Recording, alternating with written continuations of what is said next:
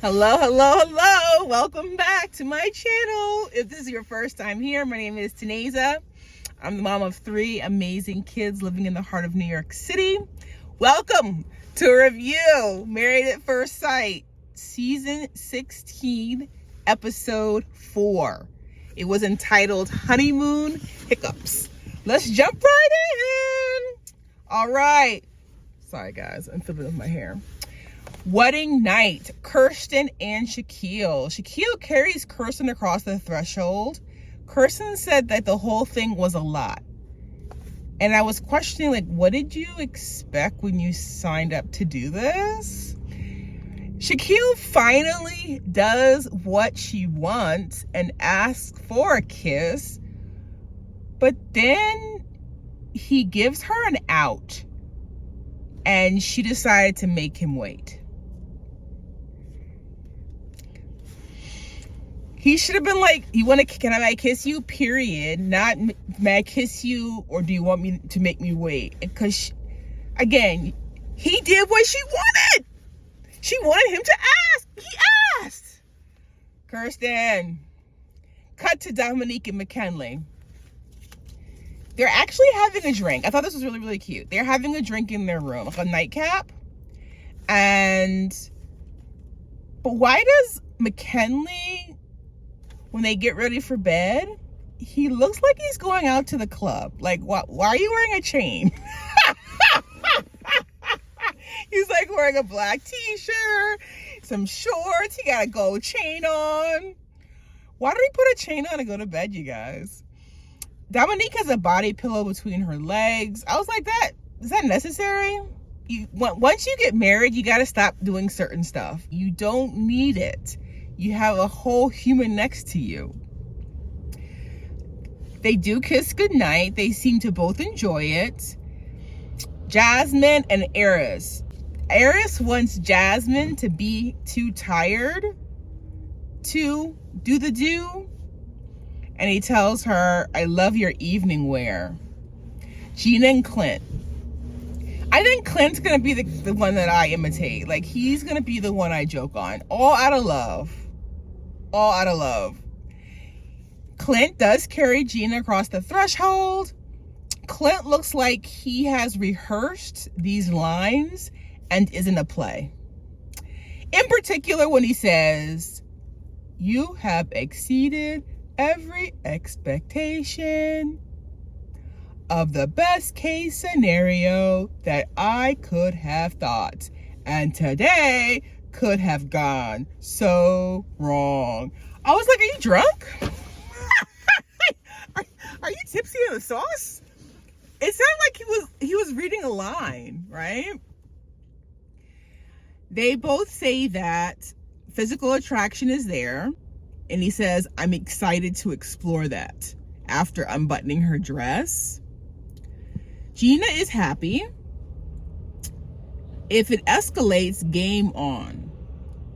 I will say this, after Gina came out of the bathroom, after undressing, Clint looked like a certified creep. Yep, laying there on the bed with no shirt on. He would look like the man in the van. Day 1 of marriage. Clint and Gina. They did not consummate the marriage. According to Clint, he didn't want his kids to look back and see that. Kirsten and Shaquille. Kirsten felt comfortable sleeping next to Shaquille. They also did not consummate their marriage. And then he really imagined his wedding day. I don't know any man that does that. I mean, maybe it does happen. Do guys do that? Do they imagine their wedding day?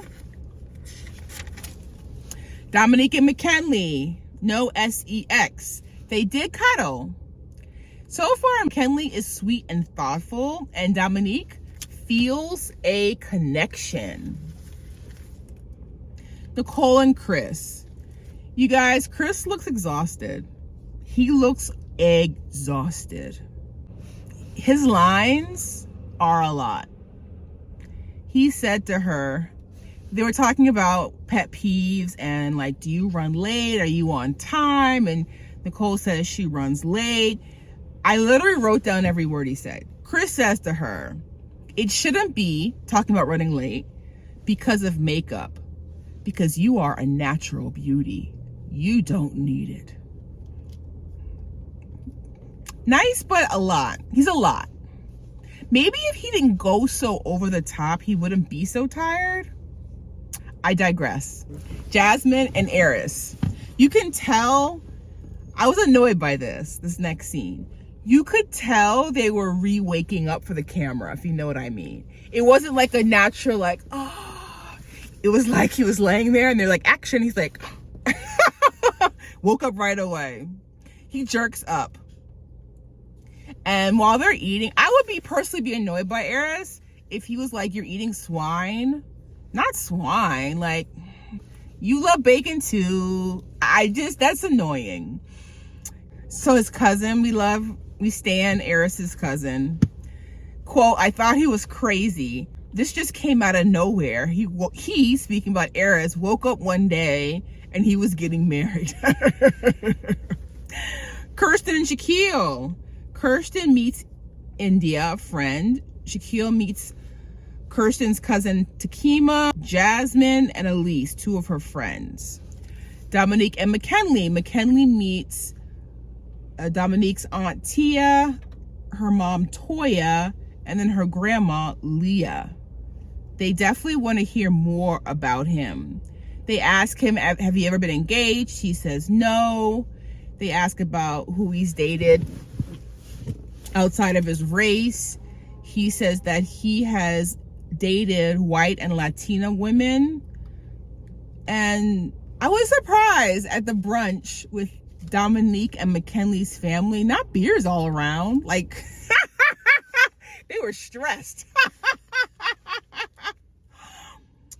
Linda, I told y'all 3 videos ago, Linda's not happy. McKinley's mom is not a fan. She's just sitting there. Like, she's not pleased. She's not pleased.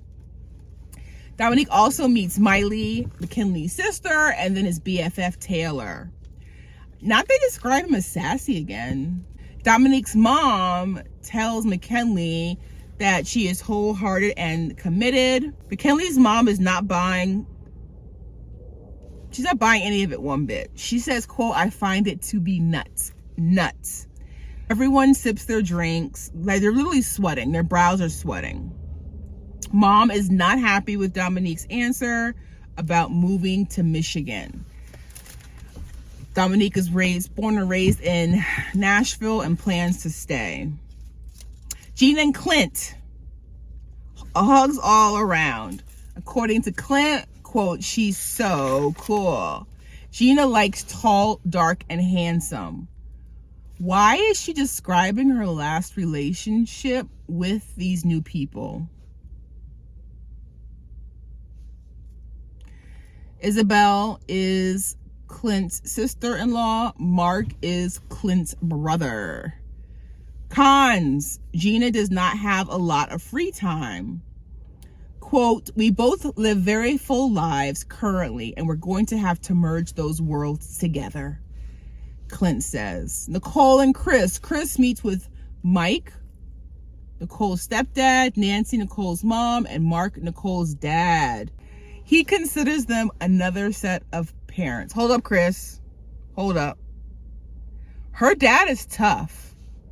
Mark, he says talk is cheap. He could be a serial killer. Nicole meets Judy, Chris's mom, Jeff, his dad, Brandon, his brother. They all consider him to be a very nurturing person. I like to go out, Nicole says, and I like to come and go. Girl, you married now. You married now. And according to Nicole, if Chris says no, then that's unacceptable. But she does realize that it's her job to protect his heart. And the dad says, listen, homegirl, if you feel like it's not gonna work, don't drag it out. Don't drag it out. Jasmine and Airis. Airis meets Andrew, Jasmine's father, Pernell, her brother, and Yvette, her mom. Airis did look nervous. He didn't eat or drink at the brunch. According to Airis' dad, quote, "At this point, I'm counting on you," to Airis. Jasmine meets Kim and Felina, Airis' cousins, and Lori, his mother. The producer actually asks Fallon what she thinks of his new wife. You guys, Fallon could not stop laughing. She had to walk away from the camera. She was laughing so hard. The one thing that a red flag, mark my words. It has only been 7 months since the end of her last relationship.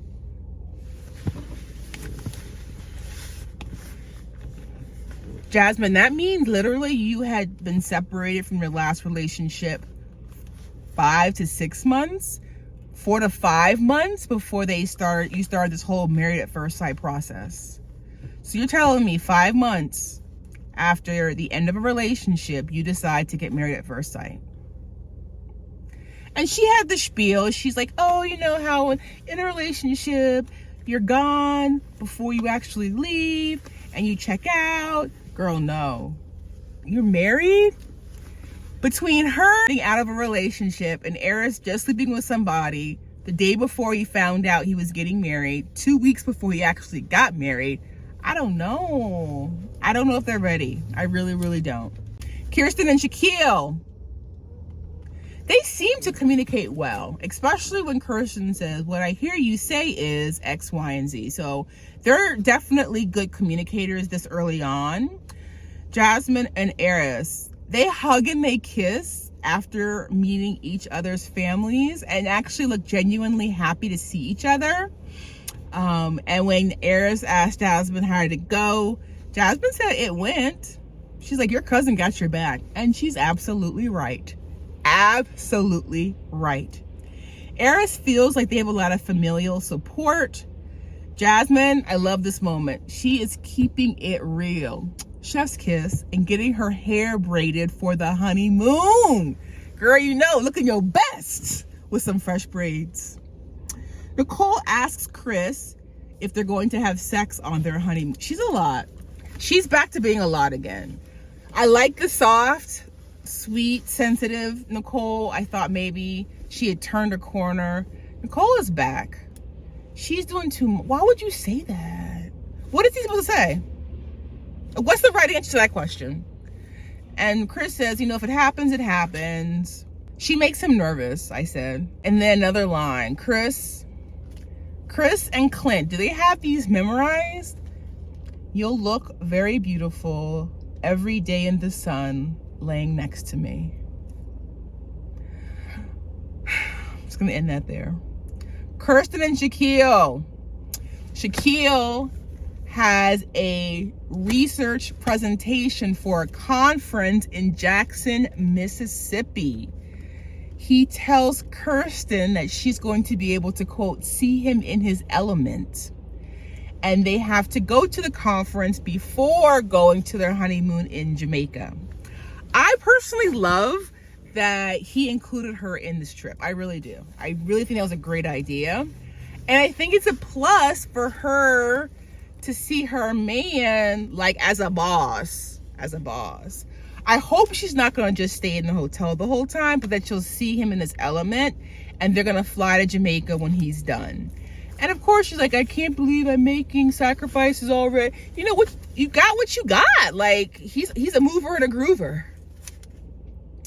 I said in my notes, I love that Shaquille included her, and I think it will be good for her to see Shaq in boss mode is what I have. Couples head for the airport. Kirsten is, quote, stuck in the hotel room. You guys, Airis seems spoiled. I know he's an only child, but the fact that he asked Jasmine to feed him grapes while in the tub. Yo, boo, why? What about you?